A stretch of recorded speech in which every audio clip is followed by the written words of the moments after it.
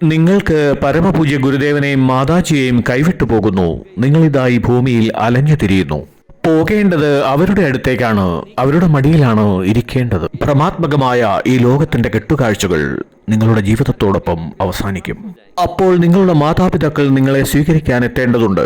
അക്കാര്യം നിങ്ങളെ ഓർമ്മപ്പെടുത്തണമെങ്കിൽ ആ സമയത്ത് നിങ്ങൾക്ക് നിങ്ങൾ ആരാണ് എന്ന തികഞ്ഞ ബോധ്യമുണ്ടായിരിക്കേണ്ടതുണ്ട്.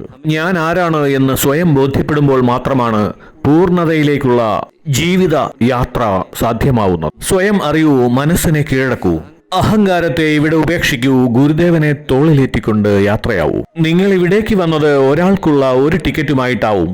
മടക്കയാത്രയിൽ ഇതാ നിങ്ങളോടൊപ്പം 2 പേർ കൂടിയുണ്ട്. ഒരാൾ ഗുരുദേവനും മറ്റേയാൾ മാതാജിയും. താങ്കൾ വളരെ ശ്രദ്ധയോടും കരുതലോടും മാത്രമേ യാത്ര ചെയ്യുകയുള്ളൂ. വന്ദനീയ മാതാജിയും പരംപൂജ്യ ഗുരുദേവനും എന്നോടൊപ്പം യാത്ര ചെയ്യുന്നുണ്ട് എന്ന വിശ്വാസം നിങ്ങളുടെ ഉള്ളിൽ ഉണ്ടായിരിക്കും. അവർക്ക് എവിടെയും എപ്പോഴും നിർബാധം യാത്ര ചെയ്യാൻ സാധിക്കും.